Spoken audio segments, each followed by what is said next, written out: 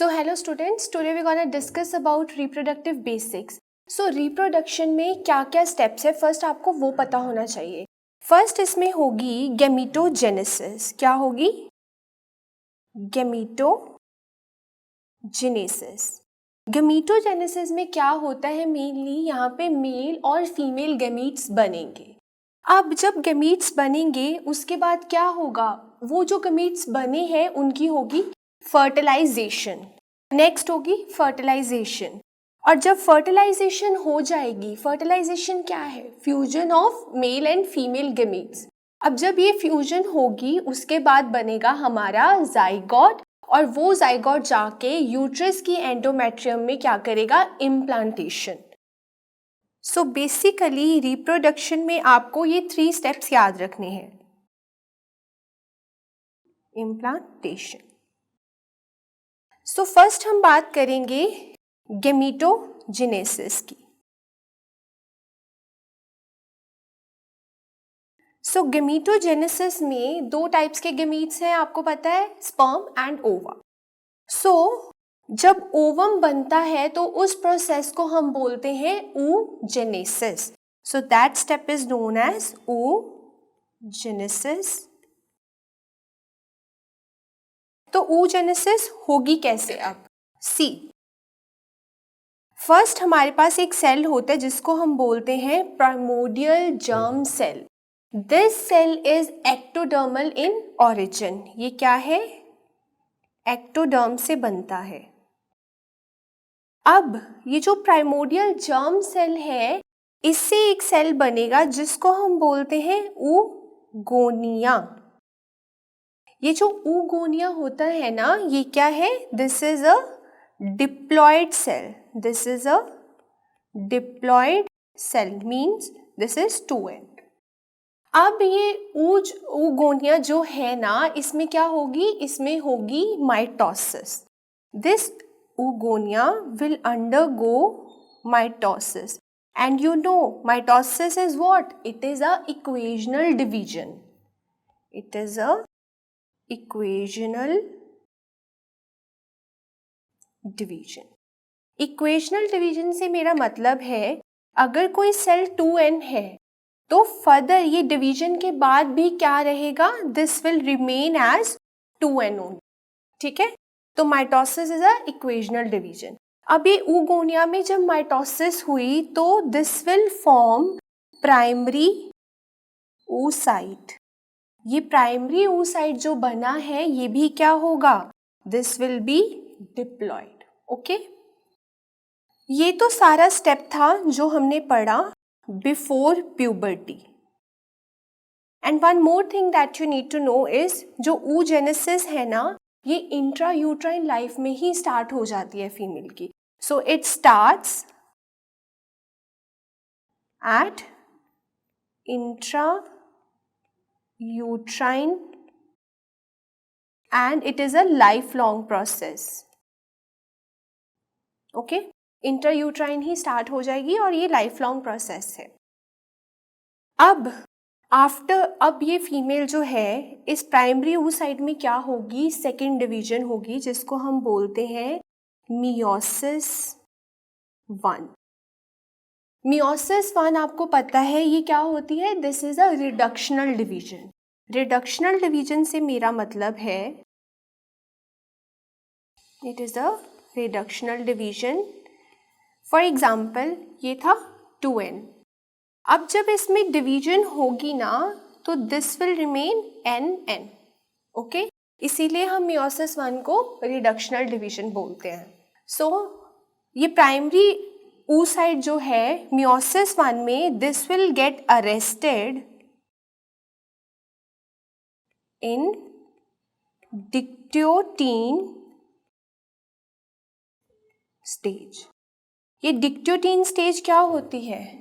This dictyotin stage, it is actually basically it is a resting stage between prophase and metaphase. This is what? This is a resting stage between prophase and metaphase. अब जैसे ही इस female में puberty आई, जैसे ही इसमें puberty आई, अब क्या होगा, ये जो मियोसिस 1 जो कि रुक गई थी, अब ये फिर से क्या हो जाएगी, रिज्यूम हो जाएगी। प्यूबर्टी के बाद क्या होगा, there is a resumption of meiosis 1। ठीक है, कब होगी ये रिज्यूम, प्यूबर्टी पे, mainly at the time of ovulation. और अब यहाँ पे वो आपसे एक क्वेश्चन पूछ सकते हैं कि कौन सा हार्मोन रिस्पॉन्सिबल है ओव्यूलेशन के लिए, तो what is your answer, LH is responsible for ovulation. So this is a question point. Okay, अब क्या होगा, मियोसिस 1 हो गई रिज्यूम। अब ये जो प्राइमरी oocyte था, this will turns into secondary oocyte। और मैंने क्या बोला, मियोसिस 1 क्या होती है, it is a reductional division. So अब ये जो क्रोमोसोम नंबर है इसका कितना रह जाएगा, N। This will be haploid. अब see what will gonna happen to this secondary oocyte। ये सेकेंडरी oocyte में क्या होगा, फॉर एग्जाम्पल 2 टाइप के सिचुएशन हो सकती है। एक तो कि इस फीमेल ने कोटस किया and she got that sperm and ovum और स्पर्म की फर्टिलाइजेशन हो। अभी ये सेकेंडरी oocyte जो बना, इसमें क्या होगा, मियोसिस 2 विल हैपन, मियोसिस 2 होगी। अब मियोसिस 2 कंप्लीट कब होगी, उसकी 2 कंडीशन है। फर्स्ट कंडीशन इज कि इस फीमेल ने में जब ओव्यूलेशन हुई तो इसमें क्वाइटस नहीं हुआ। तो जब क्वाइटस नहीं हुआ तो क्या होगा, this meiosis 2 will arrest in metaphase. ठीक है, ये तो थी फर्स्ट सिचुएशन। सेकेंड सिचुएशन क्या है कि at the time of ovulation इस फीमेल में क्या हुआ, coitus, and what will happen, fertilization हुई, तो मियोसिस 2 कंप्लीट होगी and this secondary oocyte will form what, female pro nucleus. ठीक है, फीमेल प्रो न्यूक्लियस बनेगा। उसके बाद this female pro nucleus fuses with male pronucleus and then they will form what, they will form zygote। ठीक है, तो second situation में when fertilisation happen afterwards क्या होगी, मियोसिस 2 कंप्लीट होगी। ठीक है, अभी जब ये जाइगोट बना तो सेकेंड स्टेप क्या होगा, this will go and implant. अभी कुछ चीजें आपको याद रखनी है। They can ask you a question कि what is the fertilisable life span of ovum. So what is a fertilisable life span, lifespan of ovum, so it is basically 28 hours।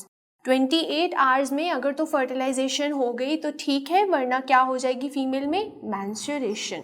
तो अगर तो 28 आवर्स में फर्टिलाइजेशन होगी फिर तो ठीक है, अगर नहीं हुई तो वो क्या हो जाएगा, ऐसे ही डिस्ट्रॉय हो जाएगा।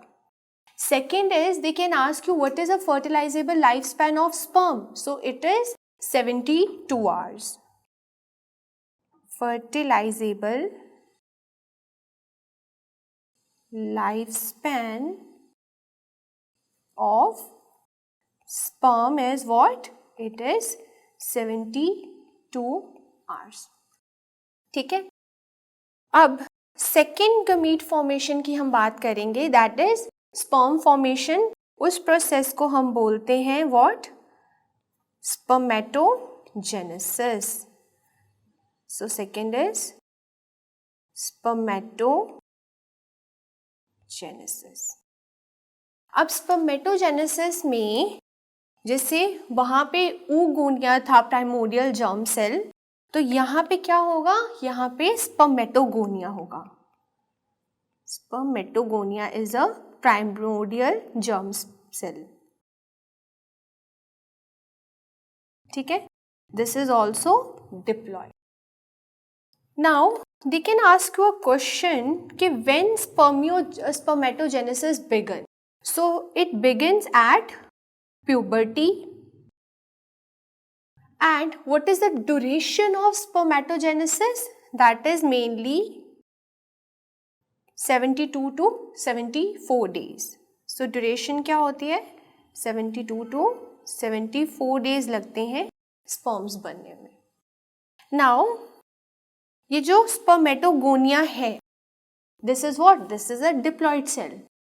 This will undergo mitosis. इसमें क्या होगी, माइटोसिस होगी. माइटोसिस क्या है, इक्वेशनल डिवीजन है. And afterwards this will form what, this will form primary spermatocyte. This will form primary spermatocytes after mitosis 1. ठीक है, अब जैसे ही प्राइमरी स्पर्मेटोसाइट बना, दिस इज ऑल्सो डिप्लॉयड. इसमें होगी मियोसिस 1. एंड मियोसिस 1 क्या है, it is a reductional division. Unlike ovum में जब हमारा oogenesis हम पढ़ रहे थे, तो हमने बोला था मियोसिस 1 में that primary oocyte will arrest in dictyotin stage, but यहाँ पे कोई ऐसा अरेस्ट वगैरह नहीं होगा. So after meiosis 1, this primary spermatocyte form what? This will form secondary spermatocyte. Mainly ये कितने बनाएगा, 2 secondary spermatocytes will form. ठीक है, और ये क्या होंगे, हैप्लॉइड होंगे. अभी आगे हम जो भी प्रोसेस पढ़ेंगे उसको आपने 2 से मल्टीप्लाई कर लेना है. ठीक है, तो 2 स्पर्मेटोसाइट्स बने. अब ये जो 2 स्पर्मेटोसाइट्स बने, ये हैप्लॉइड हैं. एंड अब इनमें क्या होगी, दे विल अंडरगो मियोसिस 2. अब जब सेकेंडरी स्पर्मेटोसाइट्स में मियोसिस 2 हुई, तो they will form spermatids.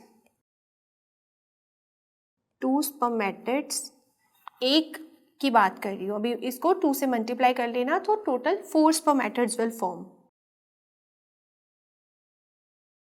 Spermatids क्या है, they are also haploid. Okay, so they can ask you a question कि 1 primary spermatocyte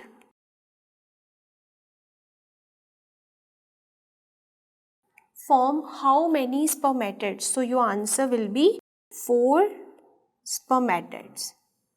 Okay, so primary spermatocyte, एक प्राइमरी स्पर्मेटोसाइट 4 स्पर्मेटिड्स बनाएगा. अब क्या हुआ, 4 स्पर्मेटिड्स बने. ठीक है, 4 स्पर्मेटिड्स बने. अब ये जो 4 स्पर्मेटिड्स बने, they will undergo maturation. They will undergo what? Maturation.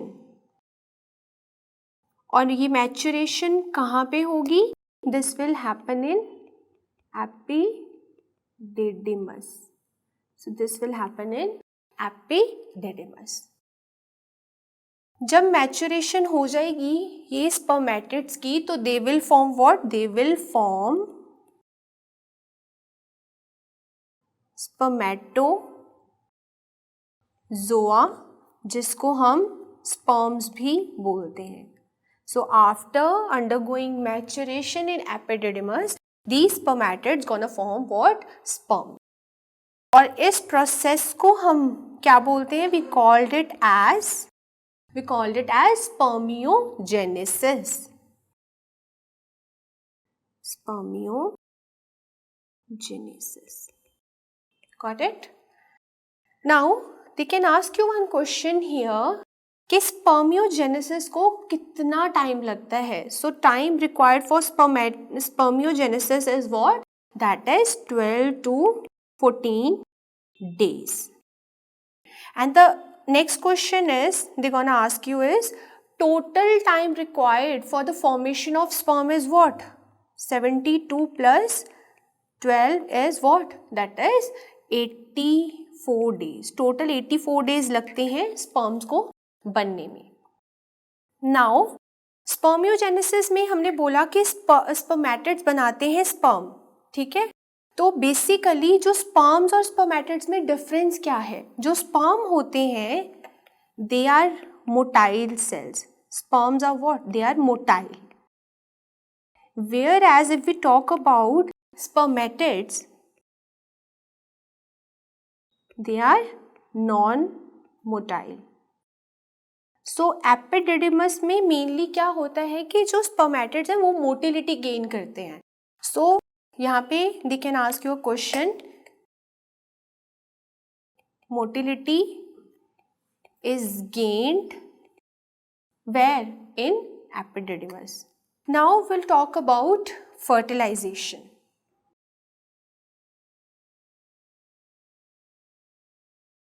What is fertilization? अभी मेल और फीमेल गमीट्स बने, so sperms and ova बना. Now they will fuse together and they will form zygote. ठीक है. So this process is called as fertilization. Okay. अब ये fertilization होती कहाँ है? So for that, first see this diagram. This is the uterus. Outer is myometrium and this pink one is what? Endometrium of the uterus. This is a fallopian tube. Here these are the fimbriae. Okay, this is what? Uterus. This is cervix. Now see, this fallopian tube has certain parts that you need to know. So the part of fallopian tube that is close to the uterus, this is called as, basically वो part fallopian tube का जो uterus में open होता है उसको हम बोलते हैं cornu और ostia. Okay, this part of the fallopian tube is called as what? Fimbriae. तो जब ovulation होती है ना, through the fimbriae the egg is pick up and वो आगे ट्यूब में ट्रांसफर होता है. Now the part that is near to the fimbriae, it is called as what? This is called as infundibulum. Fundibulum. This part is called as ampulla and part near to the ampulla is called as what? This is the isthmus. Isthmus के बाद क्या आता है? This is the interstitium.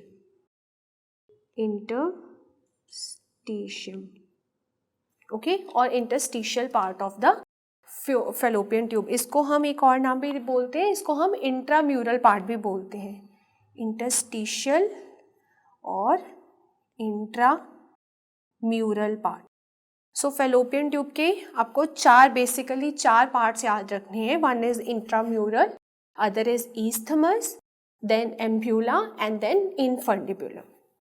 Now जो fertilisation है वो कहाँ पे होती है? कौन से पार्ट में होगी फैलोपियन ट्यूब के? That is mainly ampulla. अभी फर्टिलाइजेशन इम्प्यूला में क्यों हुई? Why it happens in ampulla?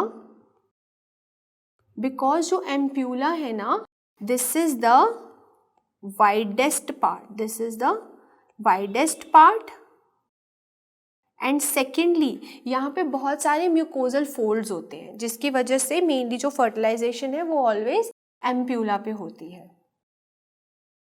And ये जो इंट्राम्यूरल पार्ट है, this intramural part of fallopian tube, ये ना this is the most narrowest, widest कौन सा है, ampulla, whereas most narrowest is intramural part. इस इंट्राम्यूरल पार्ट में एक और चीज आपको याद रखनी है, यहाँ पे बहुत सारे मसल फाइबर्स होते हैं, lot of muscle fibres are present here.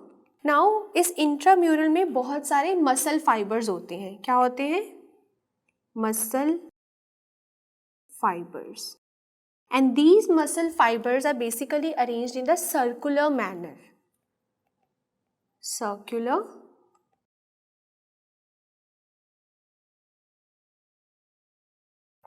they can ask you one more question is what is the anatomical sphincter. So intramural part of the fallopian tube is a anatomical sphincter. It is a anatomical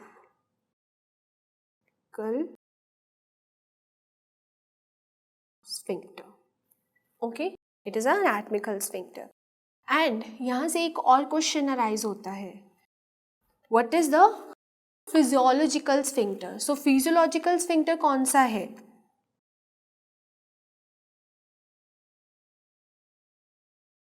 physiological sphincter कौन है, that is isthmus is the physiological sphincter. Isthmus is physiological sphincter. अब हम isthmus को physiological sphincter क्यों बोलते हैं, सी after fertilisation जो zygote बनता है ना वो 3 दिन तक एम्प्यूला में ही रहता है, ठीक है।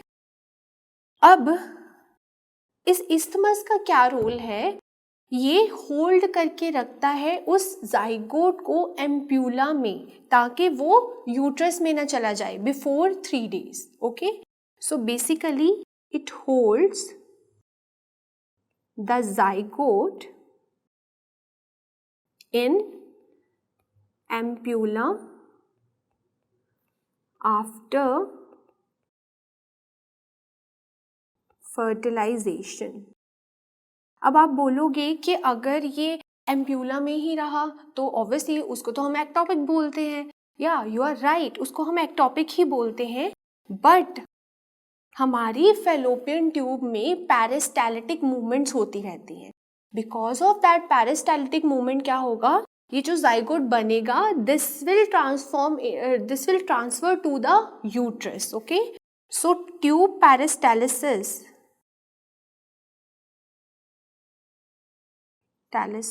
will help the zygote to transfer into where, into the cavity, helps zygote to transfer or to transport to the uterine cavity. अब फॉर एग्जाम्पल अगर ये पेरिस्टाल्टिक मूवमेंट कम हो गई, if this movement decreases, then what gonna happen, then ectopic pregnancy will happen.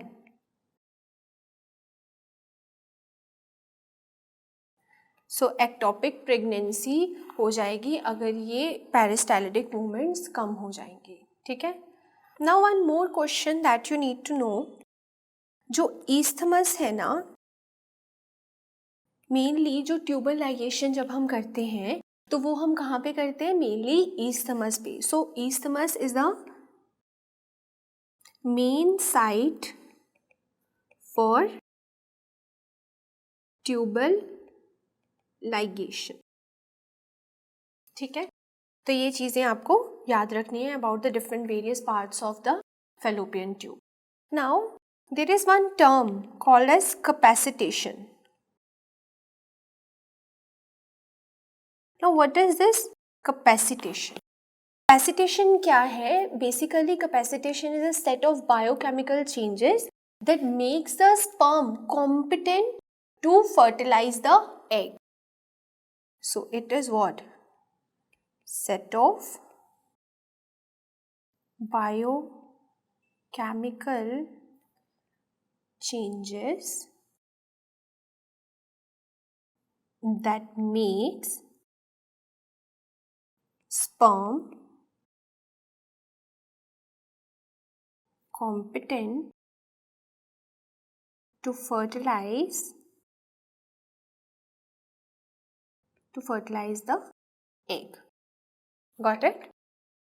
अब ये capacitation mainly होगी कहाँ? What is the main site of capacitation? So first it starts in cervix,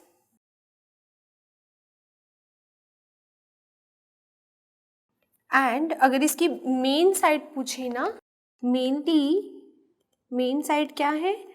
fallopian tube, because fallopian tube में तो fertilisation हो रही है ना, तो स्पर्म की कैपेसिटेशन वहीं पे होगी ताकि वो एग को फर्टिलाइज कर दे. ठीक है, सो फैलोपियन ट्यूब में हो सकती है या फिर it can happen in the uterus also, but mainly कहाँ पे होती है? फैलोपियन ट्यूब में ही होगी. ठीक है, now they can ask you one more question, that is how much time sperm takes to reach at the site of fertilization. So generally sperm takes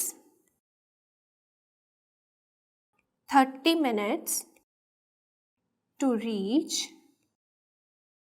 at the fertilization site, that is what? That is ampulla. At the site of fertilization. Got it?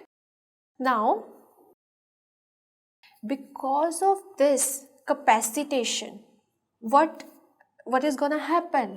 Because of this capacitation, sperm will gain a special feature, that is what? That is hypermotility. Because of capacitation, hypermotility of sperm will happen.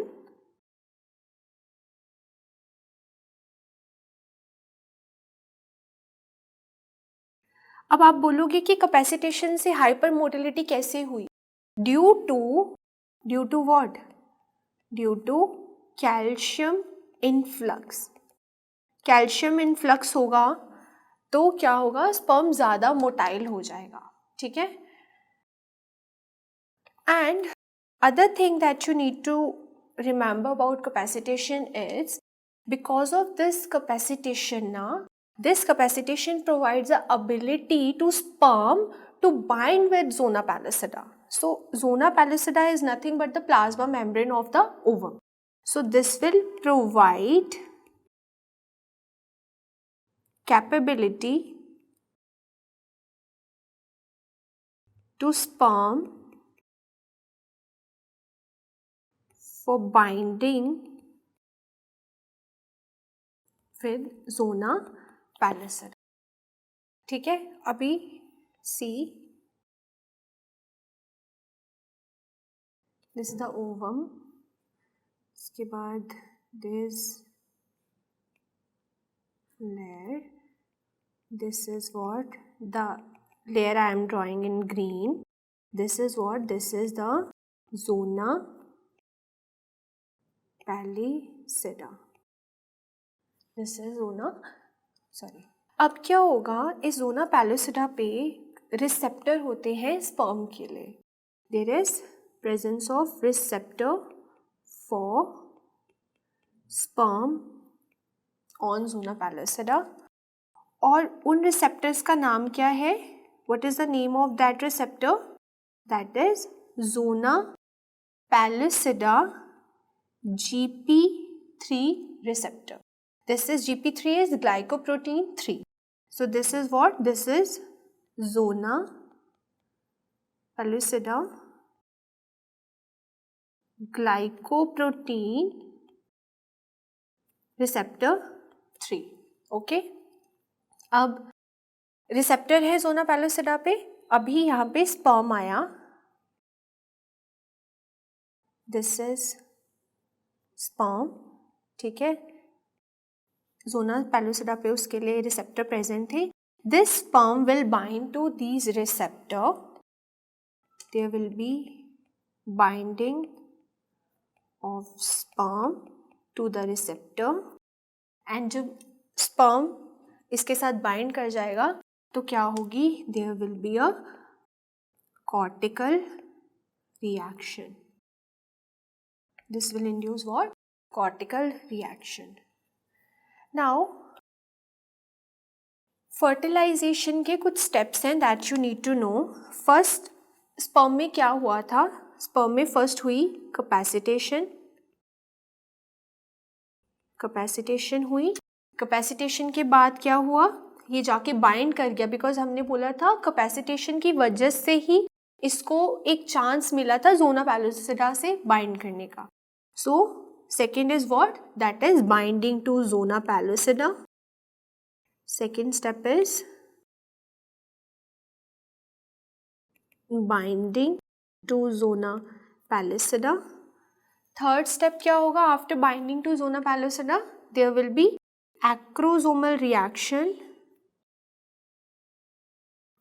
Acrosomal reaction, see sperm के पास कुछ hydrolytic enzymes या प्रोटीएसेस वगैरह होते हैं जो कि जब एक्रोसोमल रिएक्शन का बेसिकली क्या है, वो रिलीज होते हैं and this will releases their nuclear material into the ovum. ठीक है, सो एक्रोसोमल रिएक्शन हुई, उसके बाद क्या होगा, there is zona reaction. There is what, there is a zona reaction. So these are the order of sperm fertilizing the egg. Okay, now जो जोना पैलोसिडा है उसके बारे में कुछ पॉइंट्स आपको याद रखने हैं. What are those points? So first, this is what, this is a cellular membrane. This is what, this is a cellular membrane. Second, it is made up of what? Glycoproteins. It is made up of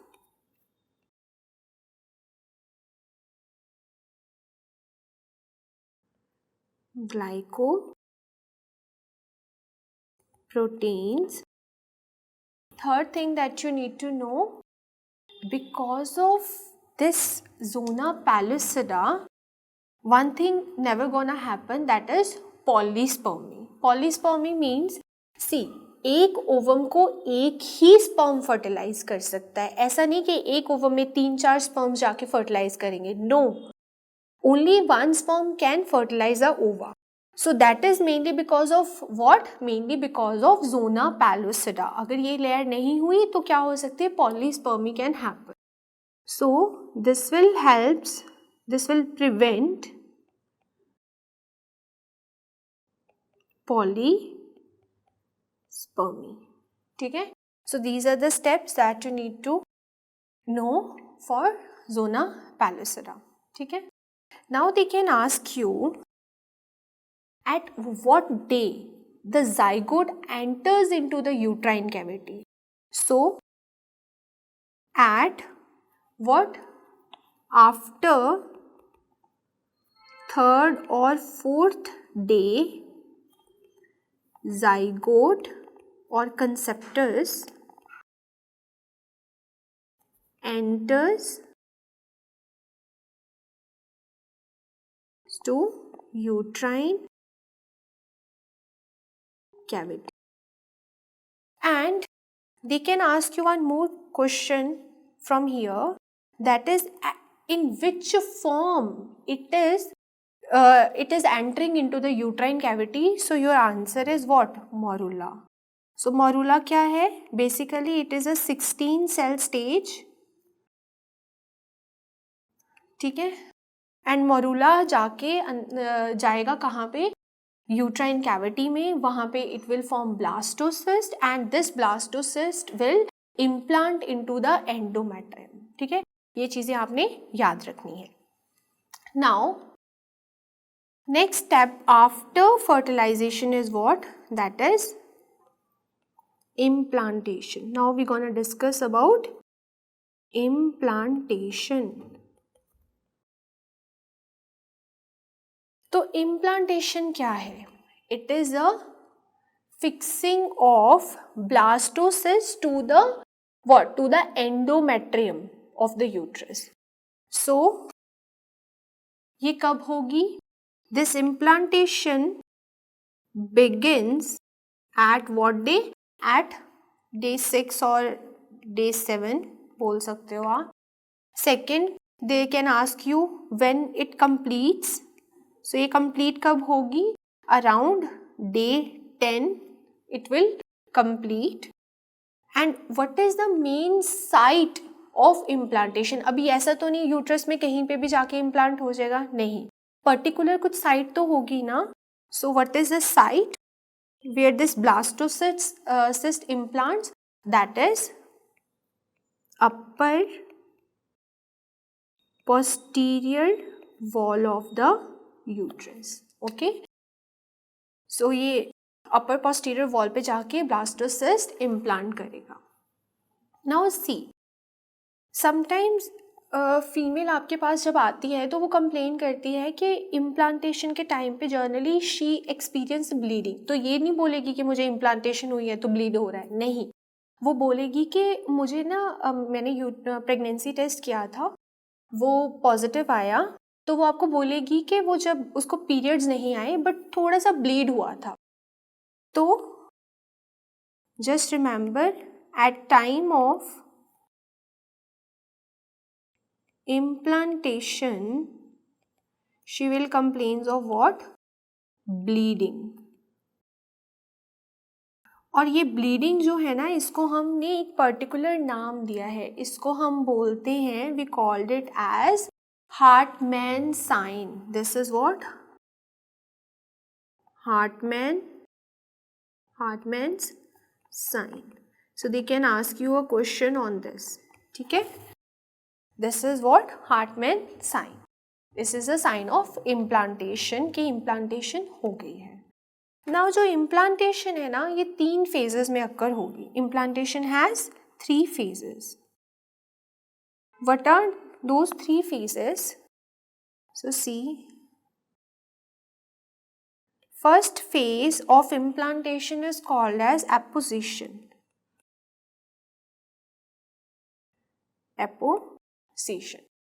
This is what? This is the first step.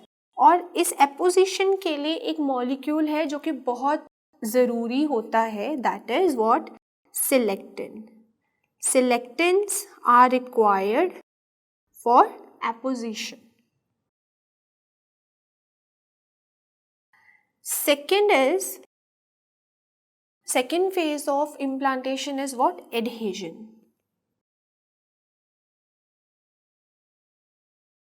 Adhesion के लिए आपको जो main molecule चाहिए that is integrins. You need integrins. And third phase of implantation is called as what? That is invasion. और ये जो invasion है इसके लिए क्या चाहिए होते हैं आपको? मैट्रिक्स मेटालोप्रोटीएजेस. इसके लिए आपको मैट्रिक्स मेटालोप्रोटीएजेस आर रिक्वायर्ड. नाउ अब ये फ्रॉम ऑल दीज 3 फेजेस सबसे जो इम्पॉर्टेंट है इसमें क्या है? This integrins. So these are the most important molecule for implantation. Most important molecule for implantation. तो आप इसको कैसे याद रख सकते हो कि जब से हम पैदा हुए सबसे ज़्यादा इम्पॉर्टेंट क्या है? हमारी integrity. So integrity is more important even from the day we got implanted in the uterus. Okay, so in this way you can remember this. Okay, अब ये इम्प्लांटेशन कहाँ पे होगी? Mainly in the endometrium. So endometrium of pregnancy is called as what? It is decidua. So mainly decidua पे जाके blastocyst implant करेगा. ठीक है. And what is another name of decidua? It is called as endometrium of pregnancy. अब normal endometrium कैसे transfer हुई decidua में? By the process of deciduation. So this process is called as what? Decidulation.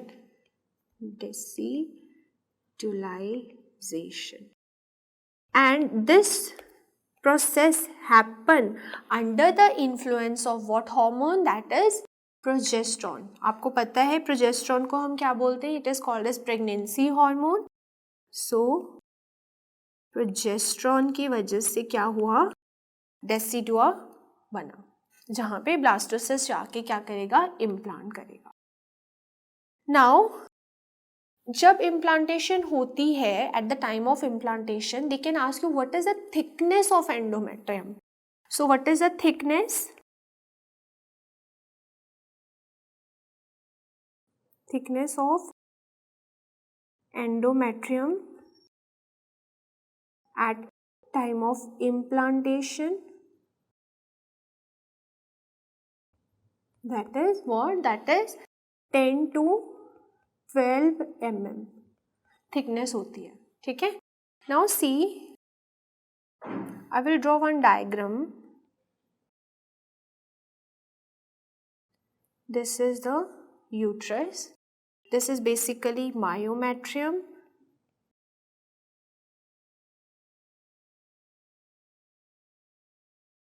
And this is what? This is the endometrium, या फिर हम इसको decidua भी बोल सकते हैं. This is the डेसिडुआ जहाँ पे इम्प्लांटेशन होगी.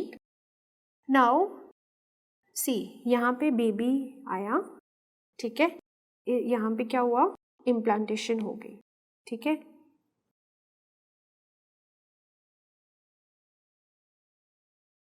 यहाँ पे क्या हो गया? ये ब्लास्टोसिस्ट था, इसकी क्या हो गई? इम्प्लांटेशन हो गई यहाँ पे to the decidua. Okay. And this is what? Here this is the placenta. This is what? This is placenta. अब जहाँ पे प्लेसेंटा आके फिक्स हुआ है, that point of decidua, this point is called as what? This point is called as decidua bissalis. इसको हम नाम देते हैं decidua bissalis. Okay.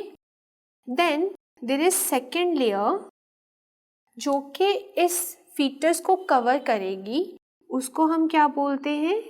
This layer is called as decidua capsularis. Capsule जैसे ये कवर कर रही है ना, तो it is called as decidua capsularis. And बाकी की जो लेयर बची, all the layer that is left here, basically ये मैं ग्रीन में शो कर रही हूँ, इसको हम क्या बोलेंगे? This is called as decidua parentalis. So this is decidua parentalis.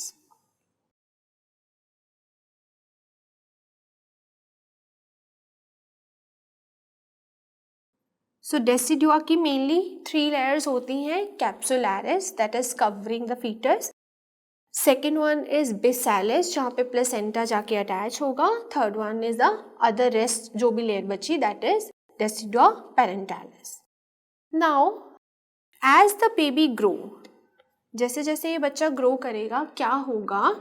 ये जो कैप्सुलैरिस है एंड ये जो पेरेंटालिस है, eventually they will fuse. So right down, as baby grows, what is gonna happen? This decidua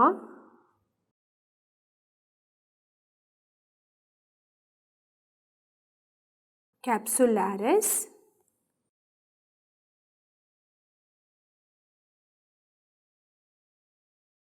fuses with decidua parentalis, and they will form what? They will form decidua vera. They will form decidua vera. ठीक है, और ये fusion mainly कब होगी? This will happen, so this fusion mainly happens at 14 to 16th week. Got it? Now अब क्या होगा? जैसे जैसे बच्चा ग्रो किया, ये दोनों लेयर्स फ्यूज कर गई, इन्होंने बना दिया डेसिडुआ वेरा. अब क्या होगा? जो कैविटी है वो क्या हो जाएगी? ऑब्लिटरेट हो जाएगी because of the fusion. Now जब ये यूट्राइन कैविटी ऑब्लिटरेट होगी, सो अब they can ask you when is this uterine cavity get obliterated. तो आंसर क्या होगा? जब फ्यूजन हुआ तभी ऑब्लिटरेट हुई. ठीक है, तो ये आपने याद रखना है. ठीक है, नाउ अब जब ऑब्लिटरेशन हुई तो क्या हो सकता है? Theoretically till this time what can happen? Another baby can come and gets implanted. So जब ये फ्यूजन हुई तो what happened? यूट्राइन कैविटी क्या हो गई? Obliterate.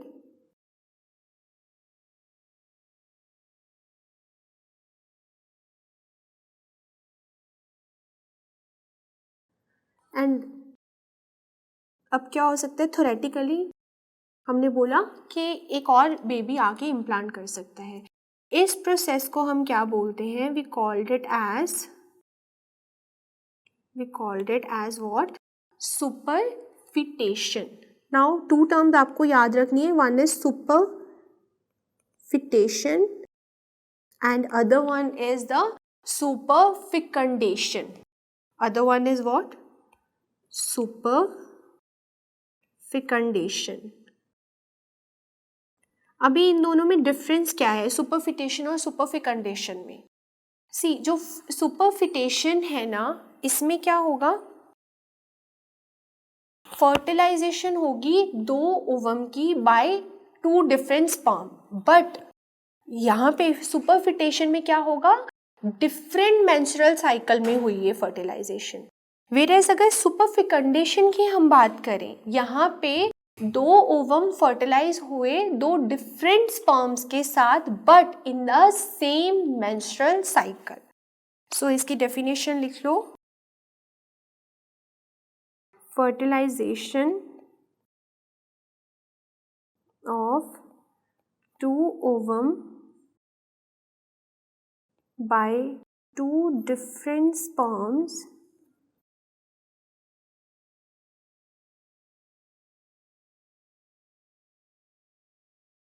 by 2 different sperm in different menstrual cycle. whereas superfecundation में हमने क्या बोला? fertilization of 2 ovum by 2 different sperms in same menstrual cycle.